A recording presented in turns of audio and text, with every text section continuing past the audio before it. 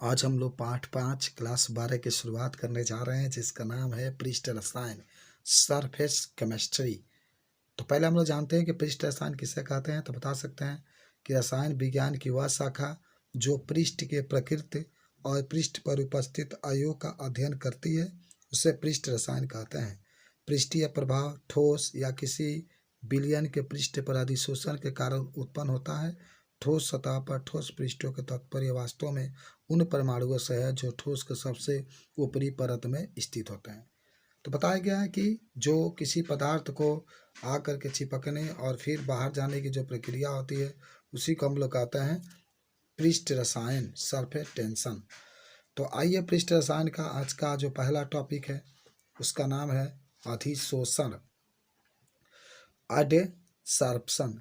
तो बता सकते हैं ठोस की सतह द्वारा गैसीय अणु अथवा घुलनशील पदार्थ के अणुओं को आकर्षित करने और अपने पास ही रखने की परिणाम से उनके पृष्ठ पर उच्चतम सांद्रता होने की घटना अधिशोषण कहलाती है। यानी कोई भी वस्तु है, जैसे अगर आप बेंच रख देते हैं, बेंच के ऊपर केवल ऊपर पानी आकर चिपक जाता है, तो इसको हम लोग अधिशोषण कहते हैं। उसके बाद से तो अधिशोषण जान गए। उसके बाद से देखिए अधिशोषित होने वाले पदार्थ अधिशोष से कहते हैं, यानी जो कण, जैसे पानी है, पानी आकर बेंच पर चिपकेगा तो जो पानी होगा उसको हम लोग अधिशोष से कहते हैं। आगे बता सकते हैं तथा अधिशोषित करने वाले ठोस पदार्थ अधिशोषक कहलाते हैं। और जिस पर आकर के वो चिपकता है, जैसे लोहा पर आकर पानी चिपका तो लोहा जो होगा अधिशोषण अधिशोषक कहलाएगा, जो पानी अधिशोष से कहलाएगा। और ये जो क्रिया होती है उसको अधिशोषण कहते हैं। उसके बाद से एक और नया टॉपिक आता है जिसका नाम होता है अधिशोषण और अवशोषण में विभेद। देखिए अधिशोषण की घटनाएं अवशोषण से भिन्न होती है। अवशोषण क्रिया में एक पदार्थ एक समान रूप से ठोस के अंदर वितरित हो जाता है। यदि हम खुले में कैल्शियम क्लोराइड का एक छोटा टुकड़ा छोड़ दें तो वह हवा में जलवाष्प को अवशोषित कर लेता है तथा कुछ समय के बाद तो वह उसमें घुलना शुरू कर देता है।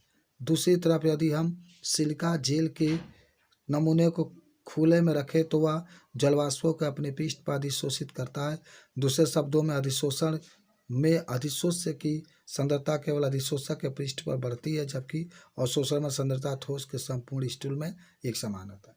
यानी अवशोषण जो होता है ना, वह किसी वस्तु को जब रखते हैं तो उसके अंदर समा सकता है। जैसे अगर रुई पर पानी गिराते हैं तो जो पानी होगा रुई के अंदर चला जाएगा, तो अवशोषण होता है। जबकि जो अधिशोषण होता है केवल बाहरी पृष्ठ पर, अगर आप बेंच ले लें, बेंच के ऊपर पानी गिराते हैं तो केवल पानी ऊपर ही रहेगा, अंदर नहीं जाता। तो जो अंदर नहीं जाता अधिशोषण, जो अंदर जाता है अवशोषण कहलाता है।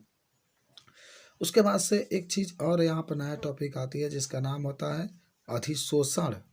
जो आप देख रहे हैं यहाँ पर अधिशोषण के प्रकार। तो अधिशोषण के प्रकार की बात करते हैं तो अधिशोषण जो होता है दो प्रकार के, एक भौतिक अधिशोषण और एक रासायनिक अधिशोषण। रासायनिक अधिशोषण का रस अवशोषण भी कहते हैं।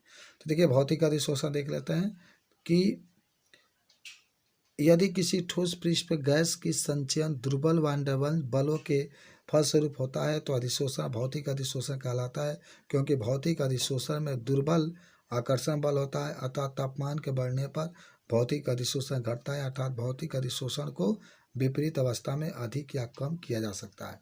यानी भौतिक अधिशोषण में जैसे पानी और जो आपका लकड़ी है उसके बीच में जो जुड़ाव होता है, जो बल लगता है, बहुत कमजोर होता है। और दूसरा जो होता है आपका जिसका नाम होता है रासायनिक अधिशोषण। तो आप रासायनिक अधिशोषण बता सकते हैं कि जब गैस के अणु ए या परमाणु ठोस पृष्ठ पर रासायनिक बंधों से जुड़ते हैं तो अधिशोषण रासायनिक अधिशोषण या रसावशोषण कहलाता है। रासायनिक बंध प्रकृति में रसावशोषण में उच्च सक्रिय ऊर्जा सम्मिलित होता है। तो ये होता है रासायनिक अधिशोषण। उसके बाद से एक और आता है बात इसमें कि भौतिक अधिशोषण और रासायनिक अधिशोषण में क्या अंतर होता है। तो थोड़ा सा अंतर भी हम लोग देख लेते हैं भौतिक अधिशोषण और रासायनिक अधिशोषण में। तो पहला है कि भौतिक अधिशोषण में अधिशोष्य और अधिशोषण के मध्य दुर्बल वनडवास बल होता है। इसमें रासायनिक अधिशोषण में अधिशोष्य और अधिशोषक के मध्य प्रबल बल कार्य करता है जो रासायनिक अवधि के समान होता है। दूसरा बता सकते हैं इसमें अधिशोषण की एंथैल्पी कम होती है तथा इसका विस्तार 10 से 40 किलो जूल प्रति मोल होता है। इसमें दूसरा बता सकते हैं कि अधिशोषण की एंथैल्पी उच्च होती है, तीसरा इसमें बता सकते हैं कि सक्रियण ऊर्जा शामिल नहीं होता है भौतिक में, लेकिन रासायनिक में सक्रियण ऊर्जा शामिल होता है। उसके बाद से चौथा, अधिशोषण कम तापमान या उच्च दाब आसानी से हो सकता है। यानी भौतिक अधिशोषण जो होता है कम तापमान पर होता है, जबकि रासायनिक अधिशोषण के लिए उच्च तापमान की आवश्यकता होती है। यह स्वभाव में विशेष नहीं होता है, यानी भौतिक अधिशोषण स्वभाव में विशिष्ट नहीं होता है। समस्त गैस से समस्त ठोसों के ऊपर अधिशोषित होता है और कोई यौगिक नहीं बनता है। यह स्वभाव में अति विशिष्ट होते हैं तथा इसमें यौगिक का भी निर्माण होता है। छठवां कह सकते हैं कि ये स्वभाव में उत्क्रमणीय होता है, यानी दोनों दिशाओं में होता है भौतिक अधिशोषण, लेकिन जो रासायनिक अधिशोषण होता है ये अनुत्क्रमणीय होता है, केवल एक ही दिशा में होता है। बहुत से परतों का बनना सामान्य होता है। जो भौतिक अधिशोषण होता है इसमें बहुत से परत बनती है, जो रासायनिक अधिशोषण होता है उसमें एक परत बनता है। उसके बाद से एक चीज और आता है जिसको हम लोग कहते हैं कि अधिशोषण समतापी। अधिशोषक द्वारा अधिशोषित गैस की मात्रा में स्थिर ताप और दाब के साथ परिवर्तन एक वक्र के माध्यम से व्यक्त किया जाता है, जिसे अधिशोषण समतापी कहते हैं। यह भी कह सकते हैं कि समान ताप पर जो अधिशोषण होता है उसको समतापी अधिशोषण कहते हैं। समतापी अधिशोषण के लिए दो होता है, एक फ्रांडलिक समतापी वक्र। देखिए मैं बताता हूँ फ्रांडलिक समतापी वक्र में कि फ्रांडलिक ने अधिशोषण की सीमा x/m और गैस के दाब के मध्य एक अनुभाविक गणितीय संबंध दिया, जो इस प्रकार है: x/m बराबर k p के ऊपर 1/n, जहाँ n का मान 1 से अधिक होना चाहिए। इस संबंध में k एक दिए गए तापमान पर स्थिरांक है तथा अधिशोष्य और अधिशोषक के स्वभाव पर निर्भर करता है। n का मान दाब बढ़ाने से बढ़ता है। यह संबंध केवल स्थिर ताप पर ही मान्य है, इसलिए इसे फ्रांडलिक समतापी यानी समतापी का मतलब जब ताप स्थिर है। उपयुक्त समीकरण का लघुगणक लेने पर इस प्रकार होगा: log x/m log k plus 1/n log p। वक्र खींचेंगे तो देखिए log यहाँ पर x/m है और log p के विरोध आलेख है, तो इस तरीके से आपका आलेख प्राप्त हो जाएगा। तो ये भी आपसे पूछा जाता है, log के रूप में भी लिख सकते हैं। तो आप जरूर याद रखिएगा फ्रांडलिक समतापी वक्र में x/m बराबर k p के ऊपर 1/n, जहाँ n का मान 1 से अधिक होगा।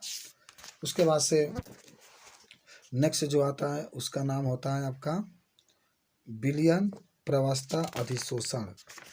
तो अगर इसमें कोई कहता है ना कि विलयन से भी अधिशोषण होता है, विलेय पदार्थ ठोस अधिशोषक के सतह पर अधिशोषित होते हैं। एक अच्छा अधिशोषक चारकोल अक्सर एसिटिक अम्ल, ऑक्जेलिक अम्ल या रासायनिक रंजकों को उनके जलीय विलयन से अधिशोषित करने के उपयोग में लाया जाता है। इस तरीके से भी आप बता सकते हैं कि जब विलयन कोई हो और जब उसमें अधिशोषण की क्रिया पाई जाती है तो उसे विलयन प्रवस्था में अधिशोषण कहते हैं।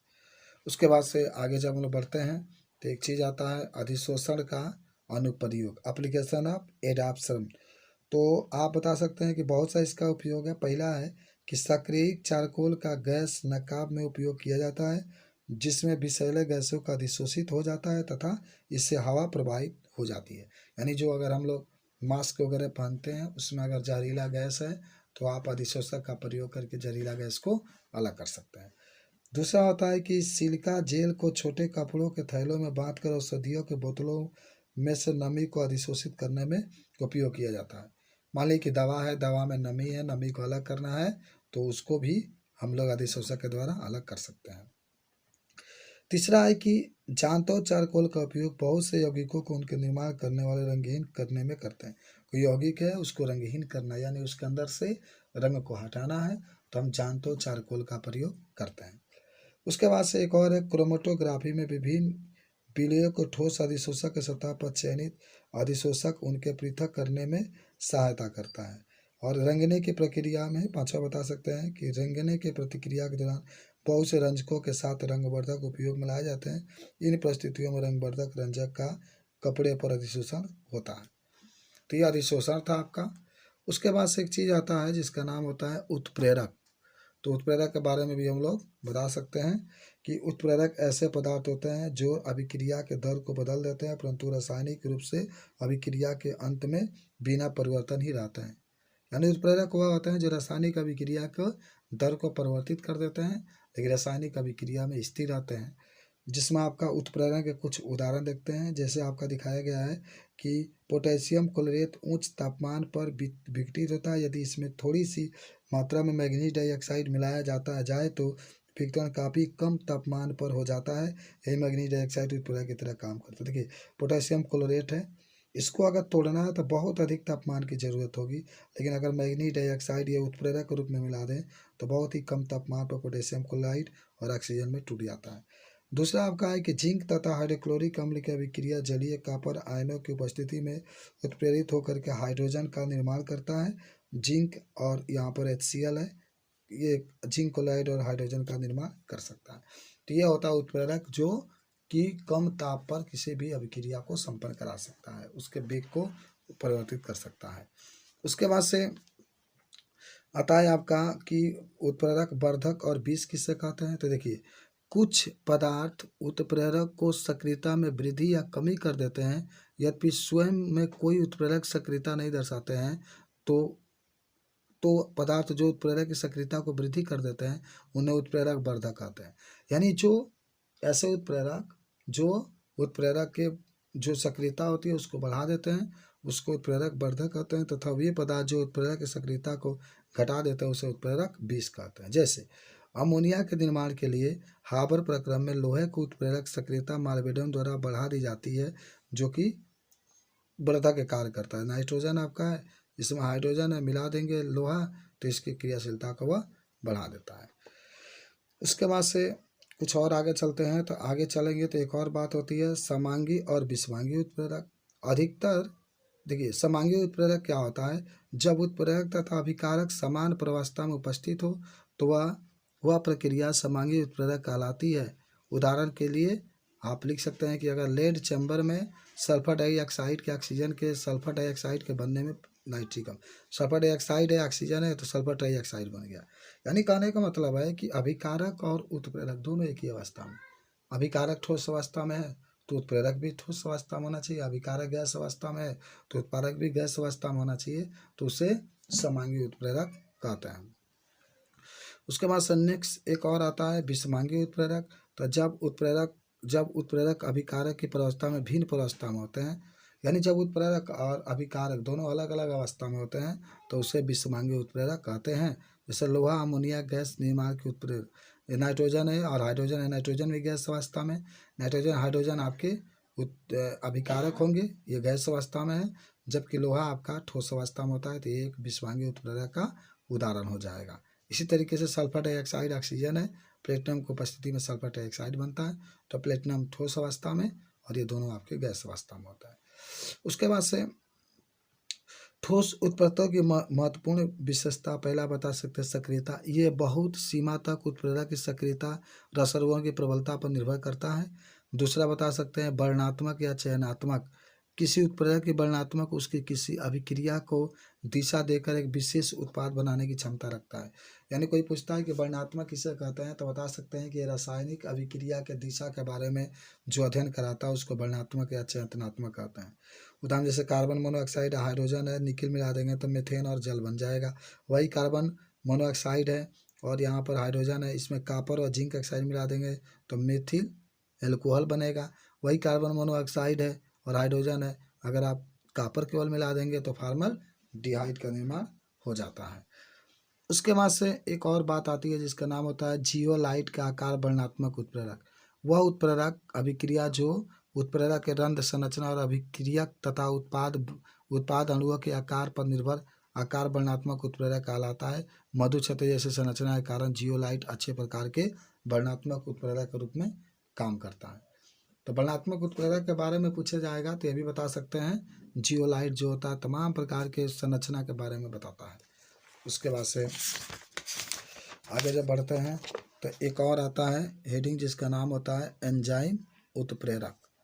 तो ये भी देखते हैं, बता सकते हैं कि एंजाइम जटिल नाइट्रोजन कार्बनिक यौगिक है जो कि जीवित पौधे और जंतुओं द्वारा उत्पन्न किए जाते हैं।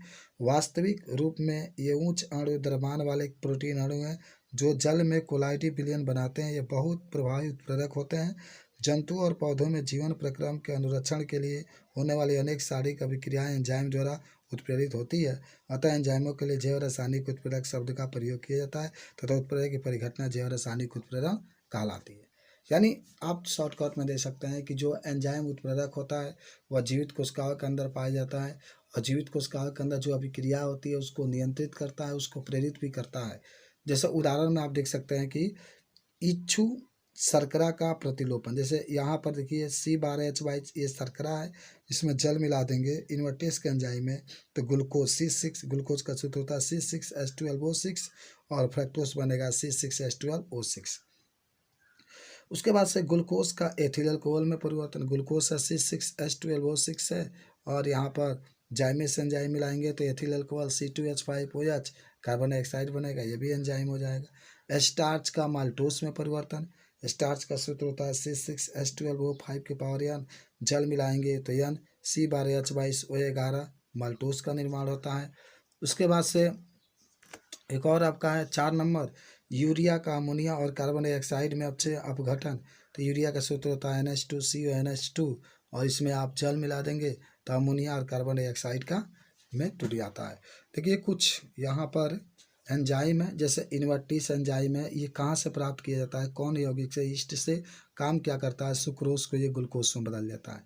जाइमेस एक एंजाइम है, ईस्ट से प्राप्त होता है, ग्लूकोज को एथिल अल्कोहल तथा शर्करा कार्बन डाइऑक्साइड में बदल देता है। डाइस्टेस है, माल्ट से प्राप्त किया जाता है, स्टार्च को ये माल्टोस में बदल देता है। माल्टेज है, ईस्ट से प्राप्त किया जाता है, माल्टोस को ग्लूकोज में। यूरिएज है, सोयाबीन से प्राप्त किया जाता है, यूरिया को अमोनिया में। पेप्सिन है, अमाशय में से प्राप्त किया जाता है, प्रोटीन को एमिनो अम्ल में होता है। उसके बाद से देखिए आगे हम लोग बढ़ते हैं कि एंजाइम उत्प्रेरक के कौन कौन से गुण होते हैं। तो देखिए लिखा गया कि एंजाइम उत्प्रेरक दक्षता और उच्च कोटि की विशेषता में अनूठा है। एंजाइम उत्प्रेरक के द्वारा निम्न अभिलक्षण प्रदर्शित करता है। पहला, सर्वोत्तम दक्षता। एंजाइम एक अणु या अभिक्रिया के 10 लाख अणुओं के प्रति मिनट परिवर्तित कर सकता है। यानी जो अभिकारक होता है 1 मिनट में 10 लाख अणुओं को परिवर्तित कर सकता है। दूसरा कह सकते हैं उच्च विशिष्ट प्रकृति, ये एंजाइम के सब गुण है। प्रत्येक एंजाइम के विशिष्टता किसी एक अभिक्रिया के लिए होता है, अर्थात एक से अधिक अभिक्रियाओं के एक उत्प्रेरक उत्प्रेरित नहीं कर सकता है। तीसरा है इष्टतम ताप पर सर्वाधिक सक्रिय। एंजाइम उत्प्रेरक अभिक्रिया की दर एक निश्चित ताप पर, जिसे इष्टतम ताप कहते हैं, अधिकतम हो जाता है। एंजाइम उत्प्रेरक इष्टतम परास 298 से 210 केल्विन होता है।